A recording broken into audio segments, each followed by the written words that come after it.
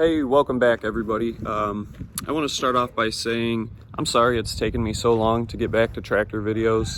It's been a busy winter, it was a busy fall, it's just always busy here on the farm. So today I am going to attempt to get our 4-foot King Kutter rotary tiller together and ready for spring.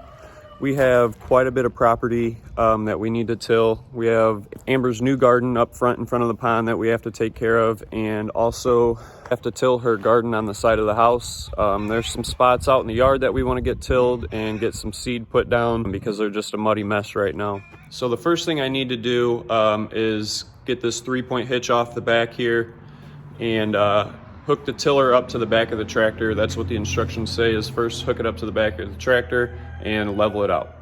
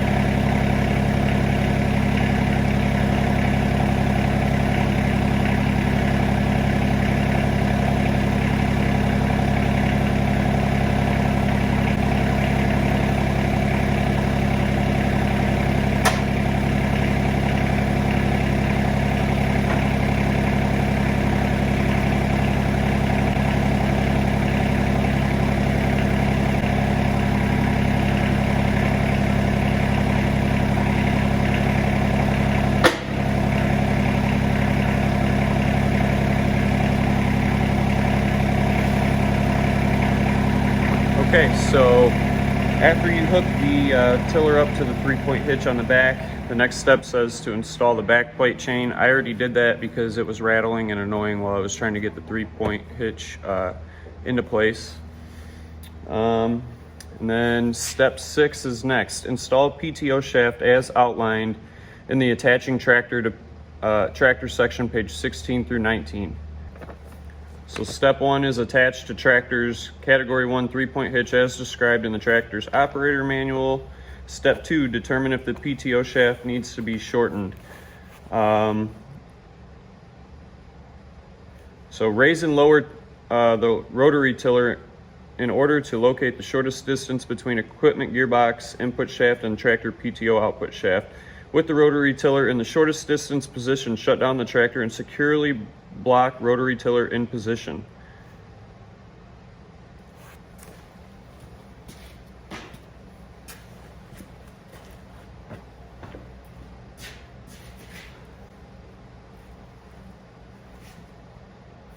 So the shortest distance is going to be when I lower this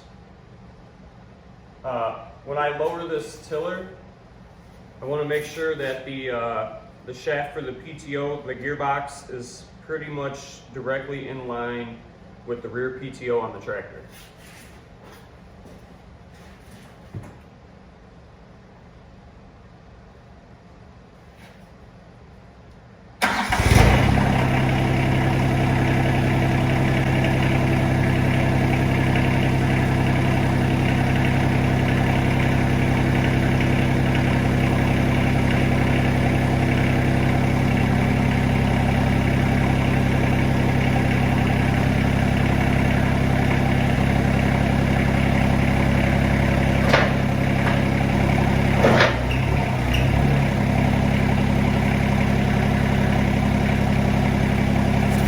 Okay, so I'm not going to be able to get this as low as I need to measure the shaft because of these plates on the bottom. They're coming from the factory. They are at the longest setting, I guess you would say. So I think I need to take these bolts out and move it to the shortest setting so that I can get these, so I can lower the tiller and get a good measurement for the PTO shaft.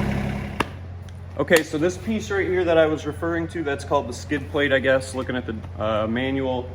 I am gonna raise that as high as I can for now, just so that I can lower this thing and get a good PTO measurement.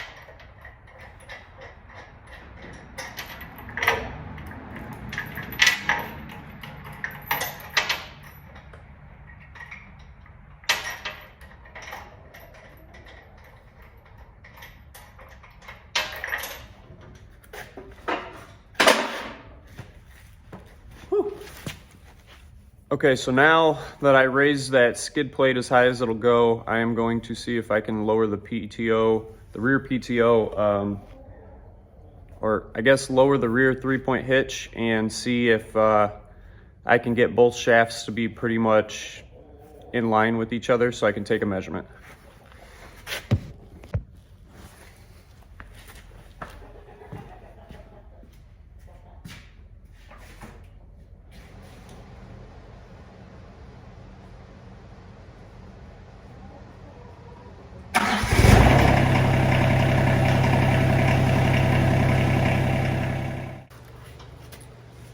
Okay, so I consider myself pretty mechanically inclined, and I think the directions that come with this thing are just, they're poor directions.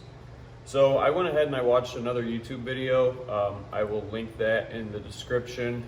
But basically what they did is they raised the implement up all the way, and they had this as short as possible, all the way shortened in, and then they measured from the divot on the gear drive on the tiller to the divot on the output PTO on the tractor, and then they shortened that by 1.5 inches, I guess, for good measure, and that's the measurement that they came up with. So I'm going to do that right now.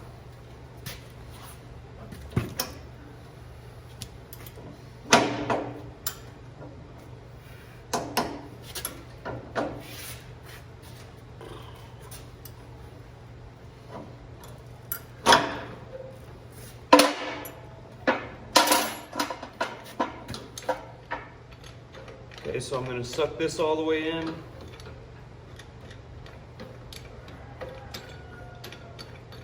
Okay, that's as short as that goes.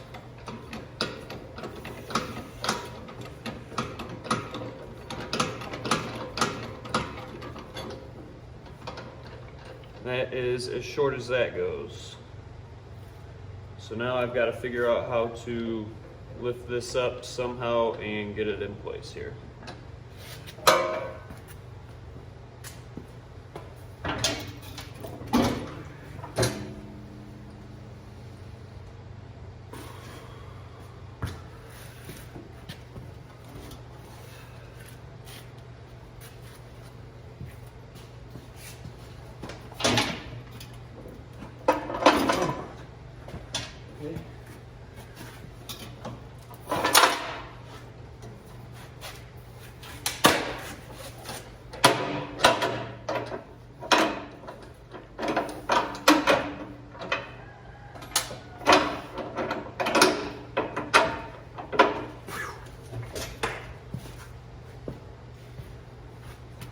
Okay, that was harder than it looks.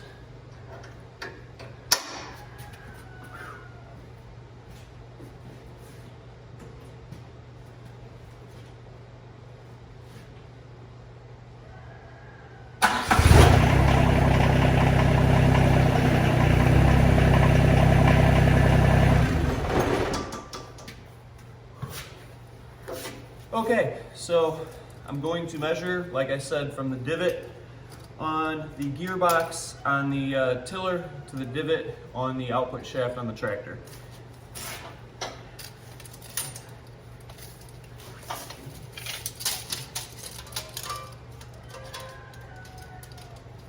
Okay, and believe it or not, this is harder than it looks.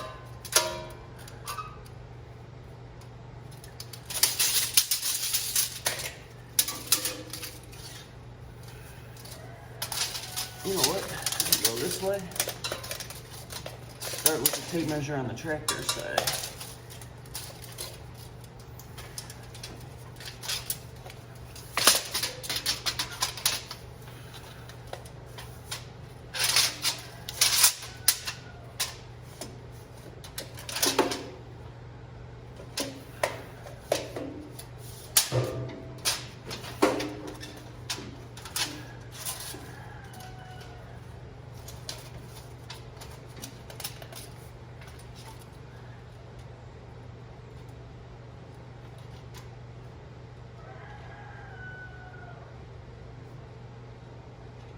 Okay, so from divot to divot, I am coming up with 28 and a half. So subtract an inch and a half off of that and I come up with 27. So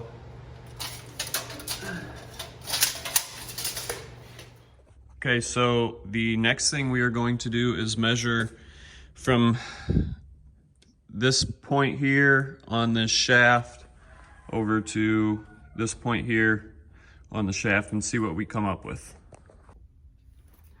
Okay, so we came up with 27 inches. So now we're gonna measure from our bolt hole here to our pin here, and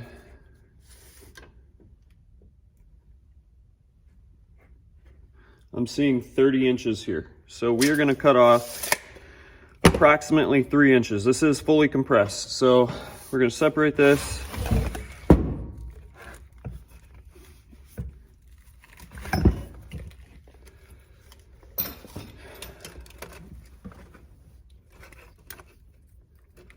Mark this at 3 inches.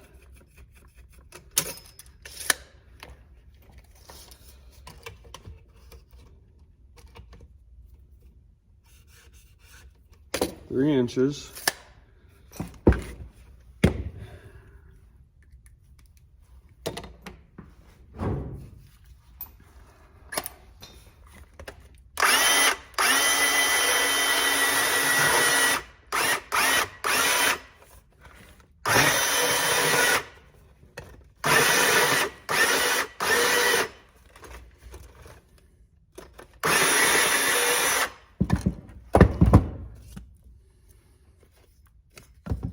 okay.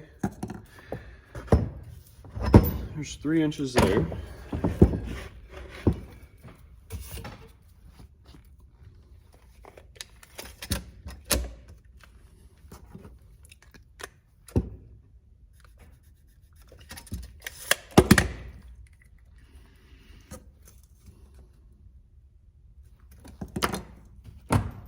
Hopefully I'm doing this right and I'm not going to mess anything up.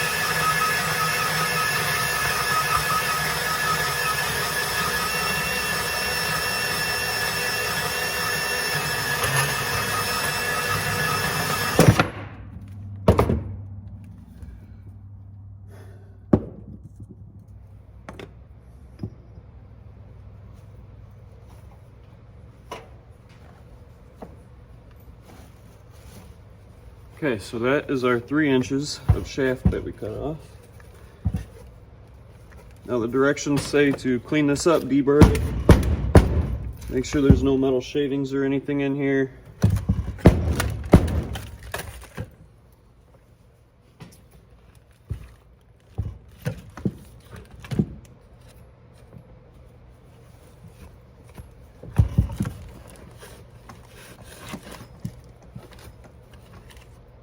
Okay, I'm gonna grab a file real quick.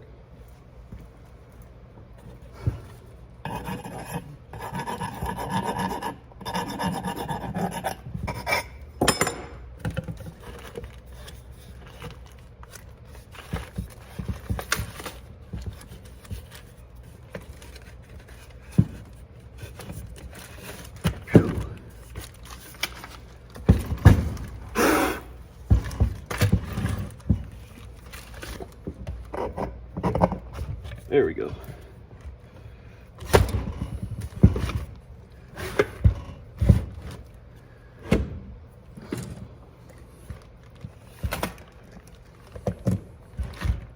Moment of truth. Remeasure this and hope we're right.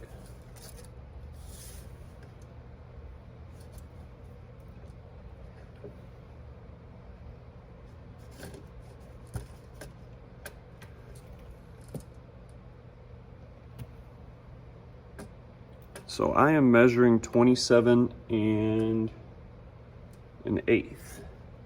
So I think that's probably going to be close enough. Go back to the tractor. Now I'm going to set this back down on the ground, flat level surface. I'll pop this pin out here and I'll get this readjusted and we will put the PTO shaft on.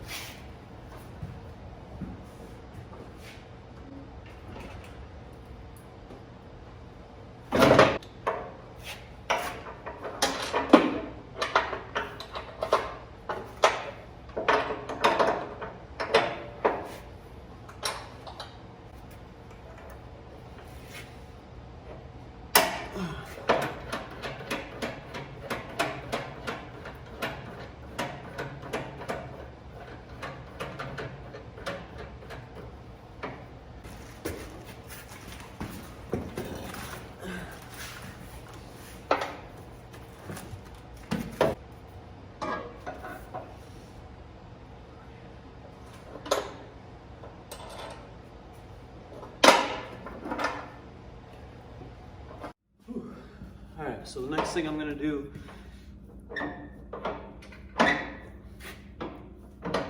if I can, is re-level this.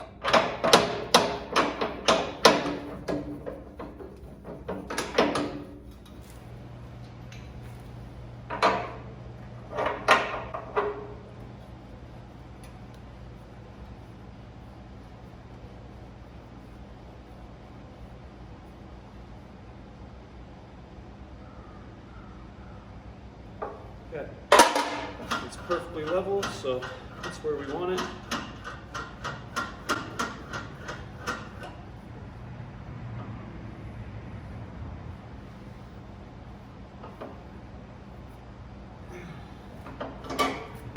Okay, so before we run it, the next thing I'm going to do is check all the fluid levels. Instructions say to pull this plug out with this perfectly level, and if fluid comes out, it's good, which I don't have anything coming out on here. Oh, it's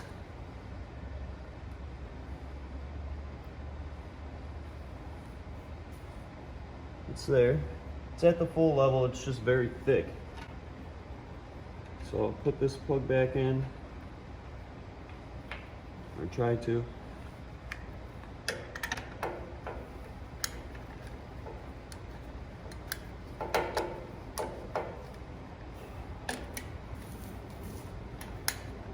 Directions say if it's low on any fluid, it takes 80-90 weight gear oil. That's tight.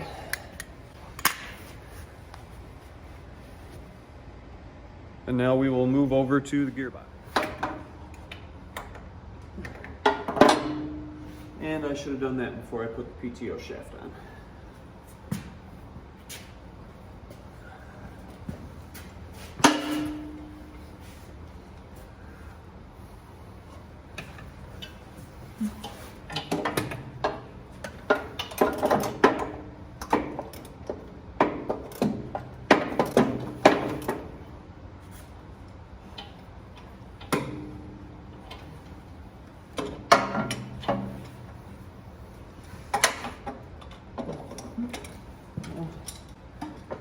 Just go get the right tool and I'll go get a wrench for it. This is a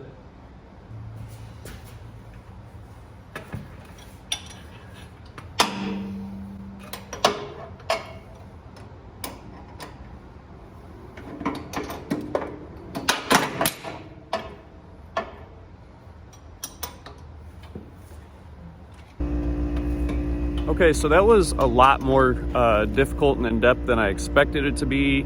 When I bought that tiller last summer, I did not realize that I was gonna have to cut the PTO shaft to length. So seriously, thank you to the other YouTube channel that I watch to help me figure that out, because the directions were just really poor. So since it's all together now, I'm gonna give it a little test run after I run inside and get my coat. It is starting to cool off here. It's like 32 degrees now. I was sweating earlier and now it's getting cold.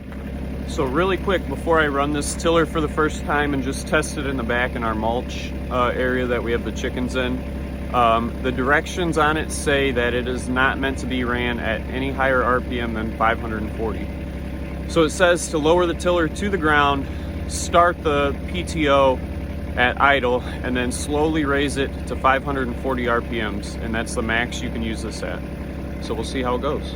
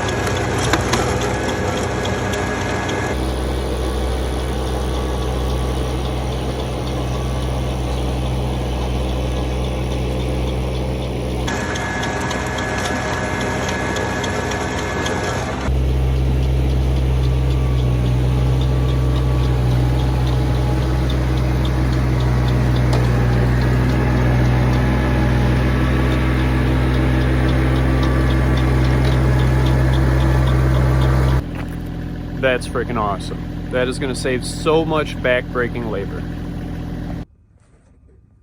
Okay, so now that I have used this tiller really quick, I realized that I forgot to point out all of the grease fittings that you need to make sure that you grease on this. So there's a grease fitting here on the side. There's bearings inside there that spin when the shaft turns. And then on the PTO shaft, you have a plastic grease fitting here. That is just used to keep this like plastic seal from basically heating up and melting. Same thing here. There's another plastic grease fitting there that you need to hit. And then the yoke, there's a grease fitting there. And then inside here, there is another grease fitting for the U-joint as well.